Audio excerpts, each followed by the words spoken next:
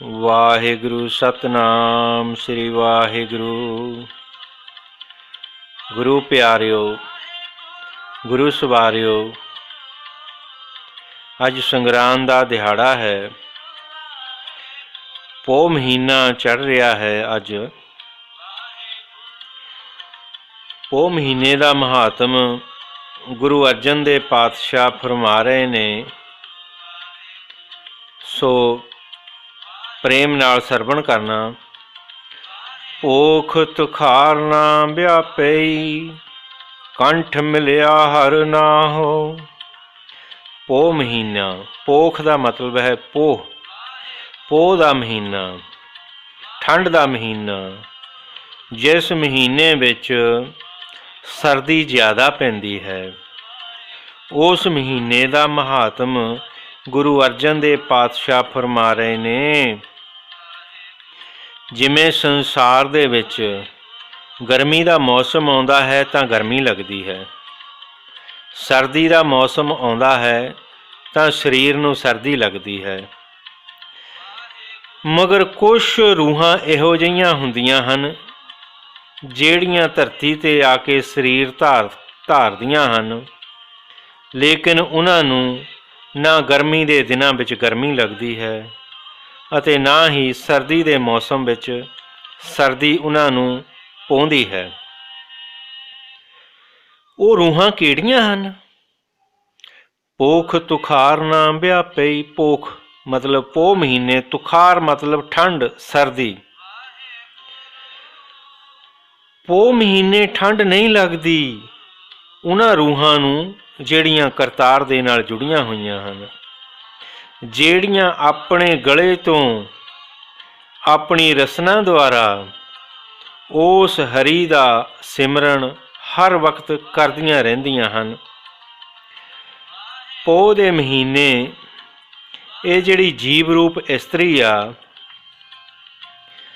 ये प्रभु पति दे नाल प्रेम विच मगन रहिंदी है अते इस दे हिरदे विचों कठोरता ते कोरापन खत्म हो जाता। मगर हुंदा कदों आ? ठंड कदों नहीं तंग करती, गर्मी कदों नहीं तंग करती, जिस वेले उस हरि दे सिमरन नूं सवास सवास अपने गले तो हर वक्त उचारदा रहिंदा। कोई सवास इसदा खाली नहीं जाता।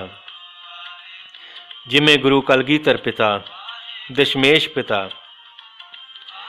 पिछले जन्म की जदों उन्हां दी कथा पढ़ीए तो उहदे विच आउंदा है, जिस जगह बाबा जी ने दुष्ट दमन के अवतार वेले हेमकुंड पर्वत ते जाके तपस्या की थी, गुरु प्यारिओ, वो पर्वत बहुत उच्चा है, उत्थे बहुत ज़्यादा ठंड पैंदी है। लेकिन गुरु साहिब ने परमेश्वर का आराधन उस जगह जाके कीता। इन्हां दी रूह उस करतार दे नाल जुड़ गई। गुरु साहिब दी रूह जिस वेले करतार नाल जुड़ के उहदा सिमरन करदे करदे उहदा ही रूप हो गई, तो इन्हां नूं ठंड ने तंग नहीं कीता। छोटे साहिबजादे माता गुजरी जी, जिन्हां दा शहीदी दिहाड़ा आ रहा है, जिन्हां नूं सरहंद दे सूबे ने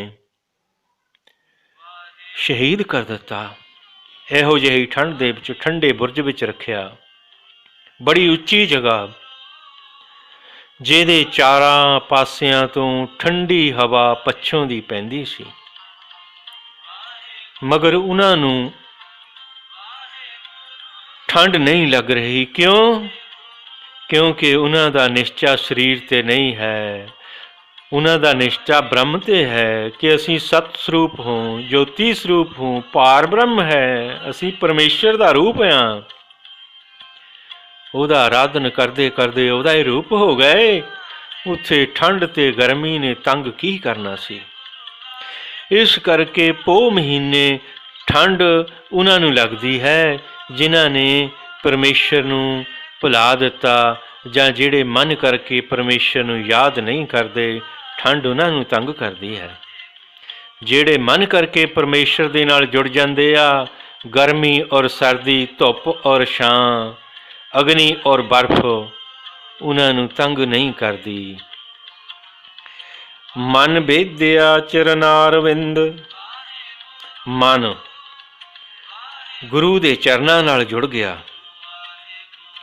ਜਿਨ੍ਹਾਂ ਦੀ ਆਤਮਾ ਨੇ ਉਸ ਪਰਮਾਤਮਾ ਦੇ ਕਮਲ ਰੂਪੀ ਚਰਨਾਂ ਨਾਲ ਜੋੜ ਲਿਆ, ਉਹਨਾਂ ਨੂੰ ਸੰਸਾਰ ਦੇ ਵਿੱਚ ਕੋਈ ਵੀ ਪਰਮਾਤਮਾ ਤੋਂ ਅਲੱਗ ਨਹੀਂ ਕਰ ਸਕਦਾ। ਮਨ ਵੇਦਿਆ ਚਰਨਾਰਵਿੰਦ, ਚਰਨ ਅਰਵਿੰਦ, ਚਰਨਾਰਵਿੰਦ ਸ਼ਬਦ ਬਣਿਆ। ਚਰਨ ਦਾ ਮਤਲਬ ਹੈ ਪੈਰ, ਗੁਰੂ ਸਾਹਿਬ ਜੀ ਦੇ ਚਰਨ। ਵਿੰਦ ਦਾ ਮਤਲਬ ਹੈ ਕਮਲ। ਜਿਨ੍ਹਾਂ ਦੀ ਆਤਮਾ ਪਰਮਾਤਮਾ ਦੇ ਕਮਲ ਫੁੱਲ ਰੂਪੀ ਪੈਰਾਂ ਨਾਲ ਵਿੰਨੀ ਹੋਈ ਹੈ, ਉਸ ਪਾਤਸ਼ਾਹ ਦੇ ਜਿਸ ਵੇਲੇ ਦਰਸ਼ਨ ਦੀਦਾਰੇ ਹੁੰਦੇ ਨੇ, ਦਰਸ਼ਨ ਦੀਦਾਰੇ ਹੁੰਦੇ ਨੇ, ਤਾਂ ਉਹਨਾਂ ਦਾ ਜਨਮਾਂ ਜਨਮੰਤਰਾਂ ਦੀ ਪਿਆਸ ਭੁੱਖ ਖਤਮ ਹੋ ਜਾਂਦੀ ਹੈ। ਉਹਨਾਂ ਨੂੰ ਦਰਸ਼ਨਾਂ ਦੀ ਤਾਂਘ ਹਰ ਵੇਲੇ, ਗੁਰੂ ਦੇ ਚਰਨਾਂ ਦੇ ਦਰਸ਼ਨਾਂ ਦੀ ਤਾਂਘ ਲੱਗੀ ਰਹਿੰਦੀ ਹੈ। ਮਗਰ ਉਹ ਦਰਸ਼ਨ ਹੁੰਦੇ ਕਿਵੇਂ ਨੇ? ਜਦੋਂ ਕੋਈ ਜੀਵ ਉਹ ਕਹੇ ਮੈਂ ਹੋਰ ਕਿਸੇ ਦੀ ਨਹੀਂ ਪੂਜਾ ਕਰਨੀ, ਪੂਜਾ ਕਰਨੀ ਆ ਤਾਂ ਕੇਵਲ ਨਿਰੰਕਾਰ ਦੀ ਕਰਨੀ ਆ, ਆਰਾਧਨ ਕਰਨਾ ਤਾਂ ਕੇਵਲ ਗੁਰੂ ਨਾਨਕ ਦਾ ਕਰਨਾ, ਸਿਮਰਨ ਕਰਨਾ ਤਾਂ ਕੇਵਲ ਕਲਗੀਆਂ ਵਾਲੇ ਦਾ ਕਰਨਾ। ਜਦੋਂ ਇੱਕ ਦਾ ਓਟ ਆਸਰਾ ਲੈ ਕੇ ਅਸੀਂ ਤੁਰ ਪੈਂਦੇ ਹਾਂ, ਤਾਂ ਫਿਰ ਸਾਨੂੰ ਗੁਰੂ ਦੇ ਦਰਸ਼ਨ ਹੁੰਦੇ ਆ। ਗੁਰੂ ਦੇ ਦਰਸ਼ਨਾਂ ਦੇ ਸੁੱਖ ਨੂੰ ਸ਼ਬਦਾਂ ਨਾਲ ਬਿਆਨ ਨਹੀਂ ਕੀਤਾ ਜਾਂਦਾ। ਓਟ ਗੋਬਿੰਦ ਗੋਪਾਲ ਰਾਏ, ਇਹ ਗੋਬਿੰਦ ਹਨੇਰੇ, ਅਗਿਆਨਤਾ ਰੂਪੀ ਹਨੇਰੇ ਚੋਂ ਗਿਆਨ ਰੂਪੀ ਪ੍ਰਕਾਸ਼ ਵਿੱਚ ਲੈ ਕੇ ਜਾਣੇ ਵਾਲੇ ਮੇਰੇ ਗੁਰੂ, ਤੂੰ ਗਊ ਦੀ ਵੀ ਪਾਲਣਾ ਕਰਦਾ, ਤੂੰ ਗਰੀਬ ਦੀ ਵੀ ਪਾਲਣਾ ਕਰਦਾ, ਤੂੰ ਦੁਖੀਆਂ ਦੇ ਦੁੱਖ ਦੂਰ ਵੀ ਕਰਦਾ, ਤੂੰ ਟੁੱਟਿਆਂ ਨੂੰ ਗੰਢਦਾ ਵੀ ਆ।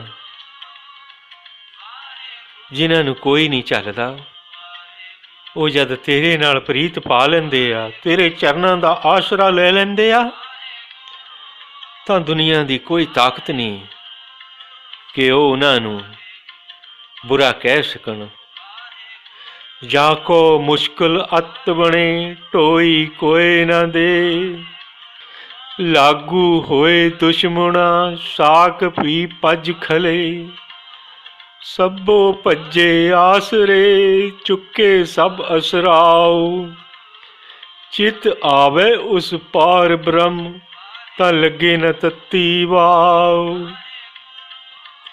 ਜਿਹਨੂੰ ਸੰਸਾਰ ਤੇ ਕੋਈ ਆਸਰਾ ਨਹੀਂ ਦਿੰਦਾ, ਕੋਈ ਭੁੱਖੇ ਨੂੰ ਖਾਣਾ ਨਹੀਂ ਦਿੰਦਾ, ਕੋਈ ਪਿਆਸੇ ਨੂੰ ਪਾਣੀ ਨਹੀਂ ਦਿੰਦਾ, ਜਦੋਂ ਇੱਕ ਮਨ ਇੱਕ ਚਿੱਤ ਹੋ ਕੇ ਐ ਕਰਤਾਰ ਤੈਨੂੰ ਧਿਆਉਂਦਾ ਆ ਨਾ, ਫਿਰ ਤੂੰ ਉਹਨੂੰ ਤੱਤੀ ਹਵਾ ਵੀ ਨਹੀਂ ਲੱਗਣ ਦਿੰਦਾ, ਉਹਦਾ ਵਾਲ ਵੀ ਵਿੰਗਾ ਨਹੀਂ ਹੋਣ ਦਿੰਦਾ। ਇਸ ਕਰਕੇ ਗੁਰੂ ਸਾਹਿਬ ਕਹਿ ਰਹੇ ਨੇ, ਓਟ ਗੋਬਿੰਦ ਗੋਪਾਲ ਰਾਏ। ਜਦੋਂ ਗੋਬਿੰਦ ਗੋਪਾਲ ਉਸ ਅਕਾਲ ਪੁਰਖ ਦਾ ਓਟ ਆਸਰਾ ਲੈ ਲਿਆ, ਉਹਦਾ ਆਸਰਾ ਪਹਿਲਾਂ ਲੈਣਾ ਹੀ ਔਖਾ ਆ, ਇੱਕ ਦਾ ਹੋਣਾ ਬੜਾ ਔਖਾ। ਜਦੋਂ ਇਹ ਜੀਵ ਇੱਕ ਦਾ ਓਟ ਆਸਰਾ ਲੈ ਕੇ ਤੁਰਦਾ ਆ, ਤਾਂ ਫਿਰ ਉਹ ਪ੍ਰਭੂ ਪਰਮਾਤਮਾ ਇਹਦੇ ਸਾਰੇ ਕਾਰਜ ਸਵਾਰ ਦਿੰਦਾ। ਓਟ ਗੋਬਿੰਦ ਗੋਪਾਲ ਰਾਏ, ਸੇਵਾ ਸੁਆਮੀ ਲਾਹੋ। ਉਹਨੇ ਇੱਕ ਮਨ ਇੱਕ ਚਿੱਤ ਹੋ ਕੇ ਇੱਕ ਦਾ ਆਰਾਧਨ ਕੀਤਾ, ਤਾਂ ਇੱਕ ਦੀ ਸੇਵਾ ਕੀਤੀ। ਸੇਵਾ ਸੁਆਮੀ ਲਾਹੋ, ਤਾਂ ਉਹਨੂੰ ਸੁਆਮੀ ਦੀ ਸੇਵਾ ਕਰਕੇ ਬੜਾ ਲਾਹਾ ਹੋਇਆ, ਬਹੁਤ ਫਾਇਦਾ ਹੋਇਆ। ਮਗਰ ਫਾਇਦਾ ਕਦੋਂ ਹੋਇਆ? ਵਿਖਿਆ ਪੁਹੇ ਨਾ ਸਕਈ। ਵਿਖਿਆ ਜਿਸ ਵੇਲੇ ਉਹਨੇ ਇੱਕ ਦਾ ਆਸਰਾ ਲਿਆ, ਇੱਕ ਦੀ ਪੂਜਾ ਕੀਤੀ, ਤਾਂ ਉਹਨੂੰ ਬੇਅੰਤ ਲਾਹਾ ਹੋਇਆ। ਉਸ ਲਾਹੇ ਦੇ ਵਿੱਚ ਉਹਨੇ ਆਪਣੇ ਆਪ ਨੂੰ ਵਿਖਿਆ ਪੋਹੇ ਨ ਸਕਈ। ਵਿਖਿਆ, ਵਿਖ, ਜ਼ਹਿਰ, ਜਿਹੜੀ ਜ਼ਹਿਰ ਹੈ, ਜਿਹੜੇ ਵਿਸ਼ੇ ਵਿਕਾਰ ਨੇ, ਕਾਮ, ਕ੍ਰੋਧ, ਲੋਭ, ਮੋਹ, ਹੰਕਾਰ, ਜਿਹਦੇ ਵਿੱਚ ਦੁਨੀਆ ਸਾਰੀ ਗ੍ਰਸੀ ਹੋਈ ਆ। ਜਿਸ ਵੇਲੇ ਉਹਨੇ ਇੱਕ ਦਾ ਆਰਾਧਨ ਕੀਤਾ, ਇੱਕ ਦੀ ਪੂਜਾ ਕੀਤੀ, ਇੱਕ ਦੀ ਸੇਵਾ ਕੀਤੀ, ਸੇਵਾ ਕਰਕੇ ਲਾਹਾ ਲੈ ਲਿਆ, ਤਾਂ ਉਸ ਲਾਹੇ ਦਾ ਫਲ ਕੀ ਮਿਲਿਆ ਕਿ ਜਿਹੜੀ ਜ਼ਹਿਰ ਹੈ, ਜਿਹੜੀ ਮਾਇਆ ਆ, ਜਿਹੜੇ ਵਿਸ਼ੇ ਨੇ, ਵਿਕਾਰ ਨੇ, ਇਹ ਉਹਨੂੰ ਪੋਹ ਨਹੀਂ ਸਕਦੇ। ਇਹ ਉਹ ਤੋਂ ਦੂਰ ਰਹਿੰਦੇ ਆ। ਦੂਰ ਰਹਿ ਕੇ ਡਰਦੇ ਆ ਇਹ ਕਿ ਇਸ ਗੁਰੂ ਦੇ ਪਿਆਰੇ ਦੇ ਨੇੜੇ ਸਾਡਾ ਜ਼ੋਰ ਨਹੀਂ ਚੱਲਣਾ। ਵਿਖਿਆ ਪੋਹੇ ਨ ਸਕਈ, ਮਿਲ ਸਾਧੂ ਗੁਣ ਗਾਹੋ। ਫਿਰ ਜਿਹੜੇ ਕਰਤਾਰ ਦੇ ਚਰਨਾਂ ਨਾਲ ਜੁੜੇ ਹੋਏ ਆ, ਉਹਨਾਂ ਦੇ ਨਾਲ ਬੈਠ ਕੇ, ਉਹਨਾਂ ਦੀ ਸੰਗਤ ਕਰਕੇ ਪਰਮਾਤਮਾ ਦੇ ਗੁਣਾਂ ਨੂੰ ਗਾਓ। ਜਦੋਂ ਅਸੀਂ ਉਹਨਾਂ ਦੇ ਨਾਲ ਮਿਲ ਕੇ ਪਰਮਾਤਮਾ ਦੇ ਗੁਣਾਂ ਨੂੰ ਗਾਉਂਦੇ ਹਾਂ, ਤਾਂ ਇਹ ਮਾਇਆ ਰੂਪੀ ਜ਼ਹਿਰ ਫਿਰ ਉਹਨੂੰ ਤੰਗ ਨਹੀਂ ਕਰਦੀ, ਉਹਦੇ ਲਾਗੇ ਨਹੀਂ ਜਾਂਦੀ। ਫਿਰ ਹੁੰਦਾ ਕੀ ਆ, ਜਿਸ ਵੇਲੇ ਸਾਧੂਆਂ ਸੰਤਾਂ ਦੇ ਨਾਲ, ਗੁਰੂ ਦੇ ਸਿੱਖਾਂ ਨਾਲ ਮਿਲ ਕੇ ਹਰੀ ਦੇ ਗੁਣ ਗਾਏ, ਇੱਕ ਦਾ ਓਟ ਆਸਰਾ ਲਿਆ, ਉਹਦੀ ਸੇਵਾ ਕੀਤੀ, ਉਥੋਂ ਲਾਹਾ ਪ੍ਰਾਪਤ ਕੀਤਾ, ਫਿਰ ਹੋਰ ਲਾਹਾ ਕੀ ਹੋਇਆ? ਜਹ ਤੇ ਉਪਜੀ ਤਹਿ ਮਿਲੀ, ਸੱਚੀ ਪ੍ਰੀਤ ਸਮਾਹੋ। ਜਿਹੜੀ ਸੱਚੀ ਪ੍ਰੀਤ ਅਸੀਂ ਕੀਤੀ ਗੁਰੂ ਦੇ ਚਰਨਾਂ ਦੇ ਨਾਲ, ਉਹਦੇ ਨਾਲ ਸਾਨੂੰ ਲਾਹਾ ਇਹ ਹੋਇਆ, ਜਿਸ ਕਰਤਾਰ ਦੇ ਵਿਸ਼ਾਲ ਅੰਸ਼ ਨਾਲੋਂ ਅਸੀਂ ਵਿਛੜੇ ਸੀ, ਉਸੇ ਦੇ ਨਾਲ ਸਾਡਾ ਮਿਲਾਪ ਹੋ ਗਿਆ। ਜਿਸ ਸਮੁੰਦਰ ਵਿੱਚੋਂ ਇੱਕ ਪਾਣੀ ਦੀ ਬੂੰਦ ਬਣ ਕੇ ਅਸੀਂ ਭਾਫ ਬਣ ਕੇ ਉੜੇ ਸੀ, ਉਸੇ ਸਮੁੰਦਰ ਵਿੱਚ ਦੁਬਾਰਾ ਸਾਡਾ ਮਿਲਾਪ ਹੋ ਗਿਆ, ਮਿਲਣ ਹੋ ਗਿਆ। ਕਰ ਗਹਿ ਲੀਨੀ ਪਾਰ ਬ੍ਰਹਮ, ਬਹੁੜ ਨ ਵਿਛੜਿਆ ਹੋ। ਜਿਸ ਵੇਲੇ ਉਹਦੀ ਪੂਜਾ ਕੀਤੀ, ਉਹਦਾ ਸਿਮਰਨ ਕੀਤਾ, ਪ੍ਰਭੂ ਦਾ ਆਰਾਧਨ ਕੀਤਾ, ਤਾਂ ਫਿਰ ਦਇਆਲ ਹੋ ਕੇ ਉਹਨੇ ਆਪਣੇ ਹੱਥ ਦੇ ਨਾਲ ਸਾਡੀ ਬਾਂਹ ਫੜ ਲਈ। ਗੁਰੂ ਪਿਆਰਿਓ, ਜਾਮ ਗੁਰੂ ਹੋਏ ਵੱਲ ਧਨੇ ਕਿਆ ਗਾਰਵ ਦੀਜੈ। ਜਾਮ ਗੁਰੂ ਹੋਏ ਵੱਲ ਤਾਂ ਲਖ ਵਾਹੇ ਕਿਆ ਕੀਜੈ। ਜਿਹਦੇ ਵੱਲ ਨੂੰ ਗੁਰੂ ਦੀ ਨਿਗਾਹ ਹੋ ਗਈ, ਉਹਦਾ ਕੋਈ ਕੁਛ ਵਿਗਾੜ ਨਹੀਂ ਸਕਦਾ। ਭਾਵੇਂ ਲੱਖਾਂ ਬਾਹਾਂ ਉਹਦੇ ਵੱਲੋਂ ਉੱਠ ਉੱਠ ਕੇ ਕਹਿਣ ਕਿ ਇਹ ਬੁਰਾਇਆ, ਇਹ ਬੁਰਾਇਆ, ਮਗਰ ਗੁਰੂ ਕਹੇ, ਸਿੱਖਾ ਜੋ ਤੂੰ ਕੀਤਾ ਠੀਕ ਕੀਤਾ, ਇਹਨਾਂ ਨੂੰ ਸੋਝੀ ਹੈ ਨਹੀਂ ਤੇਰੀ ਚੰਗਿਆਈ ਨੂੰ ਸਮਝਣੇ ਦੀ, ਤਾਂ ਦੁਨੀਆ ਉਹਦਾ ਕੁਛ ਨਹੀਂ ਵਿਗਾੜ ਸਕਦੀ। ਕਰ ਗਹਿ ਲੀਨੀ ਪਾਰ ਬ੍ਰਹਮ। ਗੁਰੂ ਨੇ ਦਿਆਲ ਹੋ ਕੇ ਬਾਂਹ ਫੜ ਲਈ, ਚਿੰਤਾ ਨਾ ਕਰ, ਤੈਨੂੰ ਸੰਸਾਰ ਸਮੁੰਦਰ ਤੋਂ ਪਾਰ ਕਰਾਂਗੇ। ਇਸ ਜਲਦੇ ਬਲਦੇ ਸੰਸਾਰ 'ਚੋਂ ਤੈਨੂੰ ਮੁਕਤੀ ਦੇ ਕੇ ਅਸੀਂ ਆਪਣੇ ਕੋਲ ਲੈ ਕੇ ਜਾਵਾਂਗੇ। ਬਹੁੜ ਨਾ ਵਿਛੜਿਆ ਹੋ। ਜਦੋਂ ਗੁਰੂ ਨੇ ਬਾਂਹ ਫੜ ਲਈ, ਫਿਰ ਕੋਈ ਦੁਨੀਆ ਦੀ ਤਾਕਤ ਨਹੀਂ ਹੈ ਜਿਹੜੀ ਉਸ ਗੁਰੂ ਦੇ ਭਗਤ ਦਾ ਤੇ ਗੁਰੂ ਦਾ ਵਿਛੋੜਾ ਪਾ ਦੇਵੇ। ਅਰਥਾਤ ਇਹੋ ਜਿਹੀ ਕੋਈ ਹਸਤੀ ਦੂਜੀ ਨਹੀਂ ਹੈ।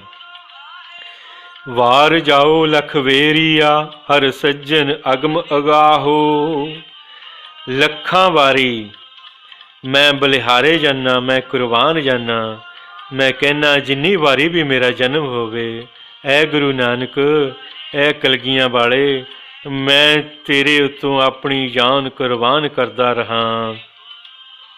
ਉਹ ਮੇਰਾ ਹਰੀ ਰੂਪ ਜਿਹੜਾ ਸੱਜਣਿਆ, ਉਹ ਪਹੁੰਚ ਤੋਂ ਪਰੇ ਹੈ, ਗਾਉਣ ਤੋਂ ਪਰੇ ਹੈ, ਜਾਣਨ ਤੋਂ ਪਰੇ ਹੈ, ਲਿਖਣ ਤੋਂ ਪਰੇ ਹੈ।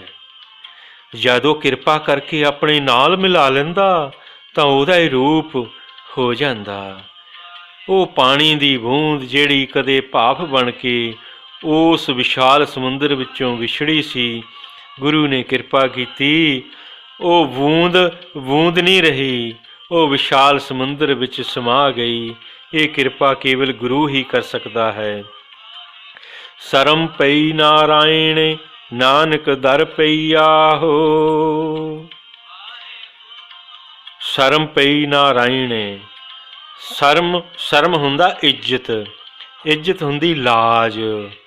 ਲਾਜ ਜਿਸ ਵੇਲੇ ਅਸੀਂ ਗੁਰੂ ਨਾਨਕ ਦੇ ਚਰਨਾਂ 'ਤੇ ਡਿੱਗ ਪਏ, ਗੁਰੂ ਨਾਨਕ ਦੇ ਦਰ 'ਤੇ ਡਿੱਗ ਪਏ, ਐ ਬਾਬੇ ਨਾਨਕ, ਐ ਮੇਰੇ ਕਲਗੀਆਂ ਵਾਲੇ, ਮੈਂ ਤੇਰਾ ਹੀ ਹਾਂ, ਮੈਨੂੰ ਆਪਣਾ ਬਣਾ ਲੈ।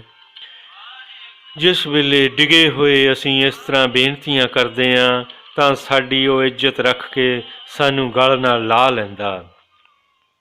ਅਤੇ ਫਿਰ ਗਲ ਲਾ ਕੇ ਸਾਨੂੰ ਫਾਇਦਾ ਕੀ ਹੁੰਦਾ ਜਦੋਂ ਗੁਰੂ ਸਾਨੂੰ ਗਲ ਨਾਲ ਲਾ ਲੈਂਦਾ। ਭੋਖ ਸੁਹੰਦਾ ਸਰਬ ਸੁਖ ਜਿਸ ਬਖਸ਼ੇ ਬੇਪਰਵਾਹ।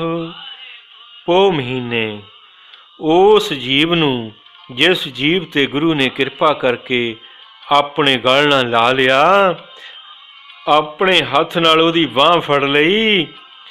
ਗੁਰੂ ਅਰਜਨ ਦੇਵ ਪਾਤਸ਼ਾਹ ਕਹਿੰਦੇ ਨੇ ਉਹਨੂੰ ਪੋਹ ਦੇ ਮਹੀਨੇ ਸਾਰੇ ਹੀ ਸੁੱਖਾਂ ਦੀ ਪ੍ਰਾਪਤੀ ਹੋ ਗਈ। ਕਿਉਂ? ਕਿਉਂਕਿ ਉਸ ਬਖਸ਼ਣਹਾਰੇ ਬੇਪਰਵਾਹ ਅਕਾਲ ਪੁਰਖ ਨੇ ਉਹਨੂੰ ਬਖਸ਼ ਲਿਆ ਅਤੇ ਬਖਸ਼ ਕੇ, ਗੁਨਾਹਾਂ ਨੂੰ ਬਖਸ਼ ਕੇ ਅਤੇ ਸੁੱਖਾਂ ਦਾ ਉਸ ਨੂੰ ਓਟ ਆਸਰਾ ਦੇ ਕੇ ਸੁੱਖਾਂ ਦੇ ਘਰ ਵਿੱਚ ਲੈ ਆਂਦਾ। ਇਹੋ ਜਿਹੀ ਕਿਰਪਾ ਗੁਰੂ ਨਾਨਕ ਦੇ ਦਰ ਤੋਂ ਮਿਲਦੀ ਹੈ। ਇਸ ਕਰਕੇ ਗੁਰੂ ਪਿਆਰਿਓ, ਸਿਮਰਨ ਜਿਹੜਾ ਮਨ ਲਗਾ ਕੇ ਕਰਦਾ, ਉਹਦੀ ਅਰਦਾਸ ਗੁਰੂ ਨਾਨਕ ਦੇ ਚਰਨਾਂ ਵਿੱਚ ਕਬੂਲ ਹੋ ਜਾਂਦੀ ਆ, ਪ੍ਰਵਾਨ ਹੋ ਜਾਂਦੀ ਆ। ਜਿਹਦੀ ਅਰਦਾਸ ਬੇਨਤੀ ਪ੍ਰਵਾਨ ਹੋ ਗਈ ਗੁਰੂ ਨਾਨਕ ਦੇ ਦਰ 'ਤੇ, ਉਹਦੀ ਝੋਲੀ ਕਦੇ ਖਾਲੀ ਨਹੀਂ ਰਹਿੰਦੀ। ਸੋ ਇਹ ਪੋਹ ਮਹੀਨੇ ਦਾ ਮਹਾਤਮ ਦਾਸ ਨੇ ਜਿੰਨੀ ਕੁ ਬੁੱਧੀ ਗੁਰੂ ਨੇ ਬਖਸ਼ੀ ਉਹਦੇ ਮੁਤਾਬਕ ਵਿਆਖਿਆ ਕਰਨ ਦੀ ਕੋਸ਼ਿਸ਼ ਕੀਤੀ ਆ।